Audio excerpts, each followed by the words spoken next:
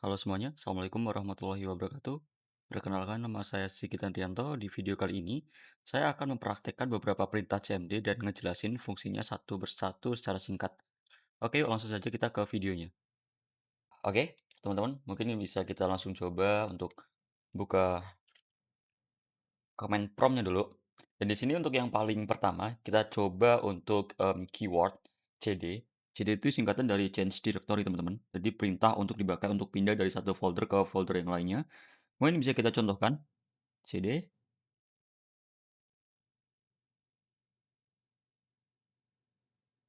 Nah, seperti ini. Di sini kita sudah berada di dalam, folder dokumen, yang artinya kita sudah berhasil pindah dari folder personal ke folder dokumen. Nah, biasanya kalau kita sudah masuk ke dalam satu folder, tentu kita pengen lihat nih isi dalam folder ini apa aja. Jadi untuk kita mengetahui isinya, kita cukup ketikkan prompt dir, dan di sini sudah kebuka semua. Isi dari folder dokumen adalah ini isinya. Ya, ada JPEG, CDR, dan sebagainya. Dan mungkin lama-kelamaan ketika kita menggunakan, command prompt di sini, mungkin kalian sudah melihat di sini layarnya sudah penuh ya. Lalu gimana sih cara menghapus, sisa-sisa prompt di sini, biar layarnya itu clear? Itu mudah teman-teman, kita tinggal ketikkan saja CLS, dan di sini sudah bersih ya tampilannya.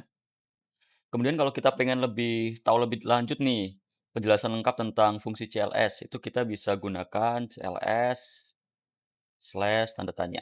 Nah, di sini sudah muncul keterangannya, clear the screen. Ya, seperti tadi, dia akan membersihkan layar. Lalu sama, kayak tadi kita ingin informasi lebih lanjut terkait dir. Kita ketikkan lagi sama, dir. Lanjutannya, nah di sini sudah muncul semua. Opsinya muncul dari file filter, sorting, berbagai parameter lainnya bisa dipakai di sini. Ini udah ada penjelasannya. Nah, kalau kita sudah belajar perintah dasar untuk navigasi dan tampilan, sekarang kita mungkin akan masuk ke dalam perintah jaringan. Bagian ini lumayan penting teman-teman, karena di sini kita bisa pakai untuk troubleshoot internet nantinya. Kita bisa cek koneksi dan cek konfigurasi IP. Oke, langsung saja kita masuk ke pembahasannya. Mungkin bisa kita clear dulu. CLS, sip, sudah bersih. Kita mulai dari yang paling dasar. Kita pakai keyword config. Seperti ini. Dan di sini kita bisa melihat informasi penting teman-teman seperti IP, kemudian ada, subnet, di sini sudah tampil semua. Ini adalah data dasar yang menunjukkan kemana laptop kita sedang terhubung ke internet saat ini. Kemudian kalau kita butuh informasi yang lebih lengkap, kita tinggal ketikkan ya, seperti ini. Nah, dan di sini sudah kelihatan jauh lebih detail teman-teman. Di sini kita bisa melihat MAC address, kemudian kita bisa cek DHCP ini aktif atau tidak, server yang kita pakai, dan detail-detail kecil lainnya. Biasanya kalau ada masalah jaringan, analisanya mulai dari sini. Kita bisa pakai tadi ipconfig/all. Nah, selanjutnya untuk melihat perintah atau semua opsi yang tersedia pada ipconfig, kita tinggal bisa buka bantuannya. Kita coba seperti tadi.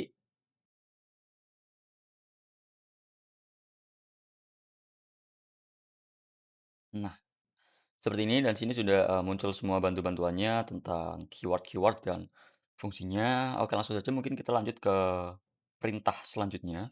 Selanjutnya mungkin kita bisa coba sebuah perintah yang lebih teknis atau lebih kompleks, teman-teman.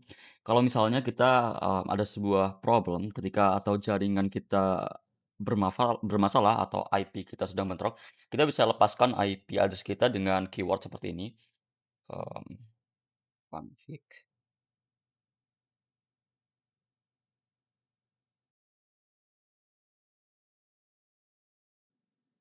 Nah, setelah kita menjalankan perintah tadi, komputer kita tidak punya IP sementara waktu, yang artinya di sini sudah medianya sudah disconnect. Nah, supaya kita dapat IP baru dari server jaringan, kita tinggal pakai keyword ipconfig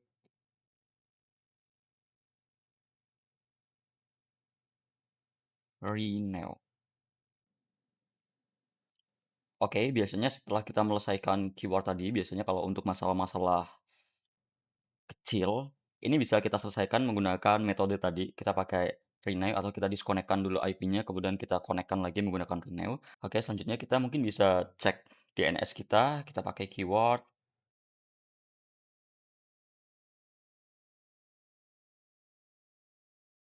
by DNS. Nah, kemudian sudah tampil semua cache DNA yang tersimpan di laptop kita. Jadi apa sih sebenarnya cache itu? Itu adalah sebuah alamat website yang biasanya pernah kita akses supaya nanti pas kita buka kembali website tersebut, prosesnya itu lebih cepat. Nah, biasanya kalau kita bermasalah akses website tertentu, kadang itu penyebabnya adalah cache DNA yang udah usang. Jadi mungkin kita bisa bersihinnya dulu pakai kita akan ketikkan di sini keywordnya ipconfig seperti ini, slash.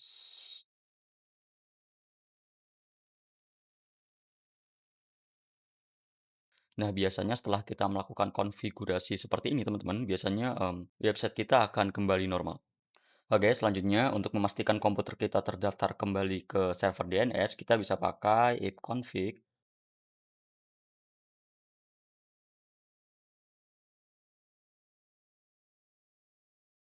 Nah, biasanya untuk, keyword ini itu bisa dipakai di jaringan kantor atau kampus sih teman-teman, yang pakai DNS internal. Karena kita nggak pakai DNS internal di sini, maka hasilnya seperti ini. Dan kita mungkin selanjutnya akan tes koneksi internet. Kita coba tes misalnya kita akan tes ping ke Google, apakah terhubung. Kita pakai keyword ping google.com.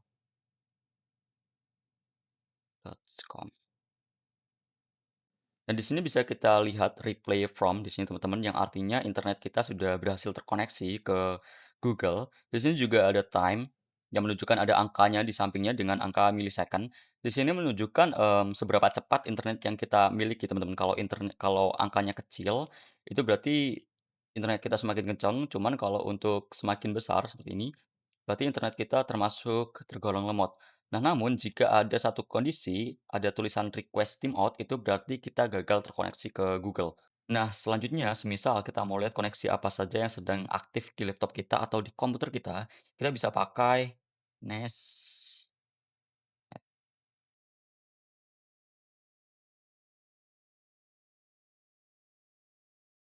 Nah, di sini ini bakal menampilkan port-port yang terbuka, aplikasi apa yang kita pakai, dan status koneksi. Ini penting kalau kita mau cek keamanan atau mau tahu aplikasi apa yang menyedot banyak internet, kita bisa pakai, keyword ini tadi teman-teman. Nah, sekarang selanjutnya mungkin kita bisa akan cek atau lihat jalur paket data menuju sebuah server.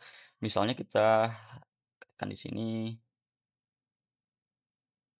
google.com. Nah, dari sini kita bisa lihat paket internet kita lewat server mana sebelum sampai ke Google. Di sini teman-teman. Ini penting banget kalau misal kita mau lagi ngecek kenapa internet lambat atau ada jalur yang bermasalah, kita bisa ketikkan keyword ini tadi, netstat, kemudian kita masukkan Google atau platform lainnya, website lainnya juga bisa. Oke, dan kalau misalnya di sini kita masih butuh informasi yang lebih detail, ada juga kita pakai keyword seperti ini. Cuman mungkin kita bisa clear dulu teman-teman, biar tampilannya enak. Oke, sudah clear. Kita bisa pakai pet ping.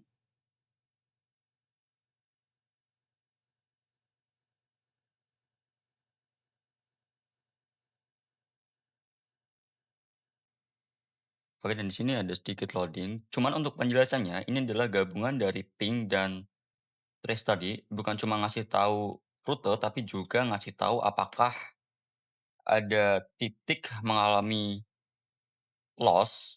Ini sangat berguna biasanya untuk analisis jaringan yang lebih teknis dan kompleks, teman-teman. Nah, selanjutnya kalau kita mau tahu IP dari sebuah domain atau ngecek masalah DNS, kita bisa pakai nescode.com.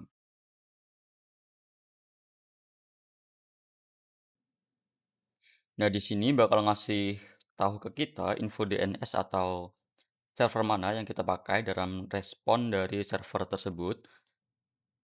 Oke, di sini kita lanjutkan dengan perintah root print.